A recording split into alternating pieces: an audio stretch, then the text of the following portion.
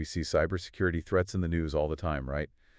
Today, we're going to look at something pretty interesting. Yeah. North Korean hackers are using fake job postings to target freelance software developers, Wow. especially those working with cryptocurrency. Interesting. And they're not just sending out spam, they're actually making these scenarios seem really believable. It's true. And what's really interesting here is how this campaign, Oh, yeah. which is being called deceptive development by security researchers, Huh. it connects to this larger pattern we've seen with North Korea. Okay. We've seen other campaigns with names like Contagious Interview Right. and Operation Dream Job. Yeah, They all use these job-related lures. that makes sense. It's becoming a pretty common strategy for them. So how does this deceptive development campaign actually work? Like, what are the actual steps involved? Well, they create these really convincing fake recruiter profiles Okay, on sites like Upwork and Freelancer.com. makes sense. And they even target developers on crypto-specific job boards. Oh, wow. And these fake recruiters reach out with what looks like an amazing opportunity. I can see how someone would fall for that. Yeah, like a dream job just falls in your lap. Who wouldn't at least check it out? Exactly, and they knows that they prey on that excitement. So they get you excited about the job, and then what? Well, then they might ask you to, like, complete a coding challenge. Okay. That has something to do with cryptocurrency. Right. Which makes the whole thing seem even more legitimate. And they've got you hooked, then what happens? Well, this is where things get bad. Uh-oh. The recruiter will share links to code bases Okay. on platforms like GitHub, GitLab, or Bitbucket. Those are all legitimate websites. They are. Developers use them all the time. Yeah. But the code that they give you has actually been secretly loaded with malware. So it looks harmless, but it's actually dangerous? Exactly. And the tasks they ask you to do are all related to cryptocurrency too, right? Often, yes. So you're already thinking about that. Right, and it makes it all seem even more believable. So we're talking about malware called Beavertail and Invisible Ferret. Yes. I mean, those names even sound kind of scary. They do. They work together in a pretty sneaky way. Okay. Imagine Beavertail as a scout Okay. that sneaks into the victim system and then calls in the real threat. So Beavertail's like a Trojan horse. Yeah, you could say that.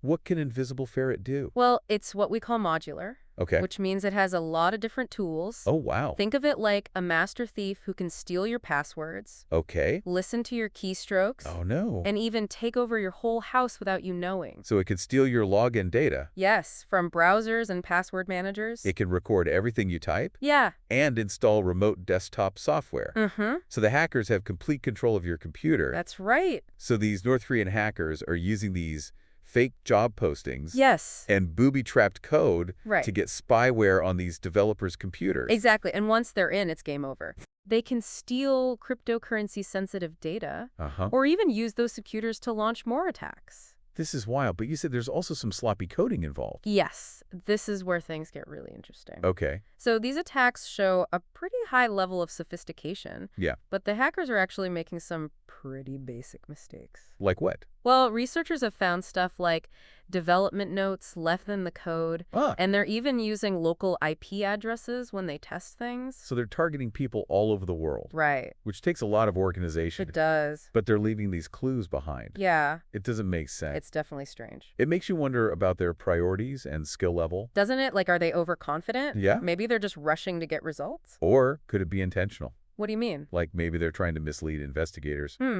It's possible. That's really interesting. It could also tell us something about how they code in North Korea. You mean like their coding practices are different? Exactly. We just don't know for sure. But it could be a clue for cybersecurity professionals. Yeah, it might help them figure out how these hackers work. This is crazy. It's like something out of a movie. But this is happening in real life. It is. And it shows just how advanced these cyber operations are becoming. Absolutely. So what does all of this mean for someone who isn't a developer, Oh, that's a great question. but who uses these platforms all the time? We'll talk about that in just a minute. Okay. Because even though this attack targets software developers, Yeah.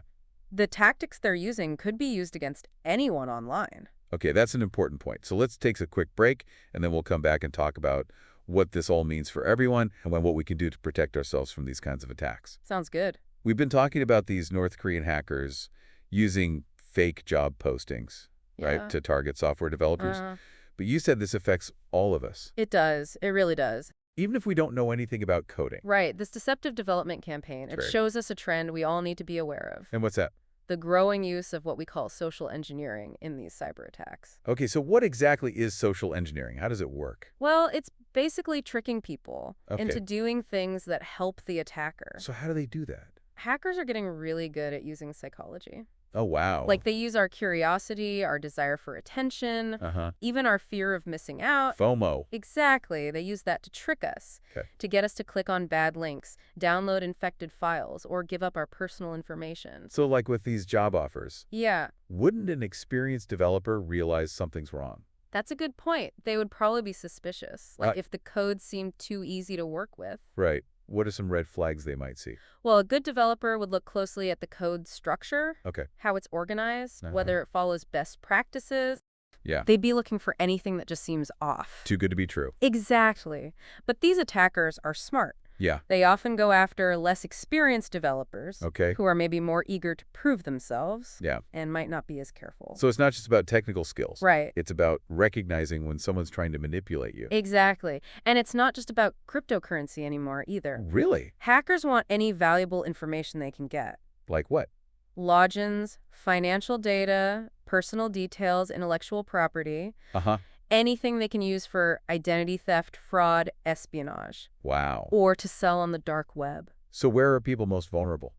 Think about the platforms you use every day. Okay. Social media professional networks, freelance sites, Uh-huh. even dating apps. So all the usual suspects. Pretty much all potential targets for hackers using social engineering. So we really need to be careful about what we share online. Right, and who we respond to. But it's not just about those platforms, right? Yeah, you're right. It's also about what you share publicly. Like on my own profiles and stuff? Yeah, hackers can use your social media posts, your blog comments, anything you put out there. To gather information about me. Exactly. They can build a profile of you. That's kind of scary. And then they use that to target you with very specific attacks. So the more you share, the bigger a target you are. You got it. So for the average person listening, Mm-hmm.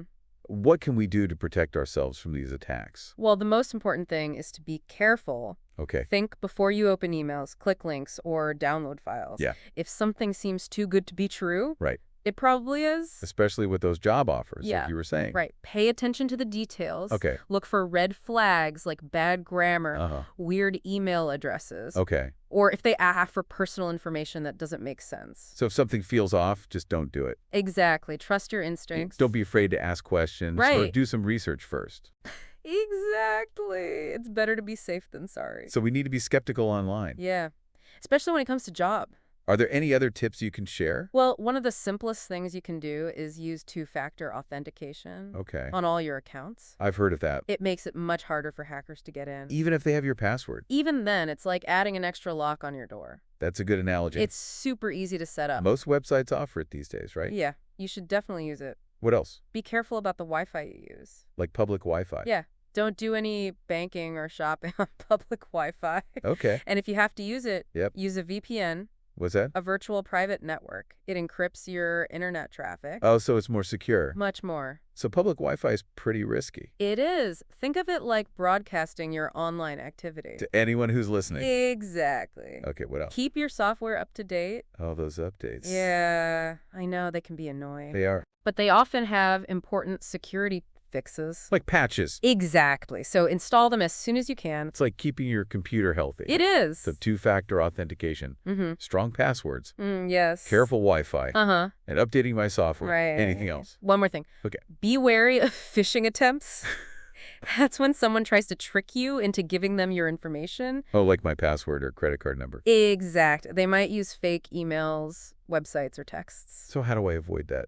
Learn to spot the signs. Okay. And never click links or open attachments from people you don't know. So basically just be careful online. Exactly. Don't trust everything you see. And Right. remember, cybersecurity is an ongoing thing. Okay. It's not a one-time fix. Like staying healthy. Exactly. You have to develop good habits and stick to them. You mentioned earlier that some of these job applicants Yeah. might actually be North Korean hackers. Oh, you mean the fraudulent IT worker scheme? Yeah. What if they're making bad code on purpose That's a scary thought. to get jobs at the companies? It's definitely possible. Why would they do that? Remember, North Korea is under a lot of sanctions. Right. They're always looking for ways to make money Uh-huh. and get access to technology. So maybe they're playing the long game Infiltrating companies from the inside. and then waiting for the right moment. Exactly. It shows how cyber threats are changing. So it's not just about quick attacks anymore. Not at all. We're talking about complex, long-term operations. With specific goals. Right. It's like something out of a spy movie. So what are the key takeaways for our listeners? Well, besides everything we've talked about, Yeah. about being cautious online and protecting your information, Uh-huh. the most important thing is to stay informed, Okay. keep up with the latest news about cybersecurity. So I know what's going on. Exactly, and learn about the different kinds of attacks. And the tactics hackers use. You got it. Knowledge is power. The more you know, the better you can protect yourself. Right, and don't be afraid to talk about it. With other people. Yeah, tell your friends, family, and colleague. About cybersecurity. Yes, share tips and resources. To raise awareness. Exactly. The more we talk about it, the more aware we'll all be. So it's a team effort. It is. We all need to work together to be safe online. This has been really eye-opening. I'm glad. We've learned about these North Korean hackers Yeah. using fake job postings to target developers, Uh-huh. the malware they're using, Right. and how this affects everyone, It does. not just developers. Exactly. And we've talked about how to stay safe online. Right. Being careful, thinking critically, and staying informed. So as we wrap up, Yeah. I want to emphasize that this isn't just about North Korea Okay. or software developers. It's about all of us. We all need to be aware of these threats and protect ourselves. Absolutely. Cybersecurity is everyone's responsibility. Thanks for joining us on this deep dive. My pleasure. Until next time, stay safe, stay informed, and stay vigilant. This whole story about fake job postings has really gotten me thinking about cybersecurity overall. Yeah, it's amazing how one specific story Yeah. can highlight these bigger trends. Right, and vulnerabilities that could affect anyone. Exactly. And like we talked about before, Yeah. even if you're not writing code, Right. you're still using these platforms. Clicking on links, Yeah. interacting online. And that makes you a potential target? So what do we do? I mean, it feels kind of overwhelming. No, it's a lot to take in. Where do we even start? Well, I always say start with the basics. Okay. Like turn on two-factor authentication Right. for all your important accounts. Like my email. Yes, email banking, social media, Yeah. everything really, it takes just a few minutes, but it makes a big difference. Yeah, like adding an extra lock to your door. Exactly. And speaking of doors, Okay. think about your digital doors. What do you mean?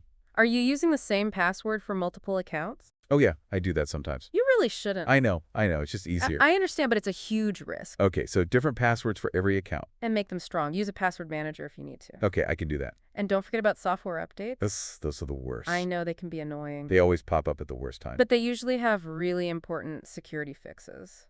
Oh, so that's why. Yeah, think of it like boosting your digital immune system. So install those updates right away. Exactly. And remember, this isn't just about individual hackers. Right, we were talking about North Korea. Exactly. They're a nation-state actor. And they have different goals. Absolutely. They might want to steal money, disrupt infrastructure, spread propaganda. It's scary to think about. It is. It's a complex landscape. And it's constantly changing. That's why it's so important to stay informed. Right, we have some resources in the show notes. Yes, those can help. This whole conversation has made me realize how much I rely on technology. Me too. It's easy to take it for granted. But it's also really vulnerable. Just like our physical lives. So we need to protect both. Well said. So, as we wrap up, Sure. here's a final thought. I'm listening. Cybersecurity isn't just about the technical stuff. Okay. It's also about how we think and act online. So changing our behavior. Exactly. Being aware, prepared, and proactive. Taking control of our digital lives. And making smart choices to protect ourselves, our families, and everyone. That's a great way to put it. Well, this has been an incredible deep dive. It really has. We've covered a lot of ground. We learned about North Korea hackers, The fake job postings. the malware they're using. And how to stay safe. Right, and how this affects everyone. Exactly. It's a shared responsibility. So thank you for joining us. It's been a pleasure. We hope you learned a lot. Stay curious, stay safe. And stay ahead of the curve. We'll see you next time.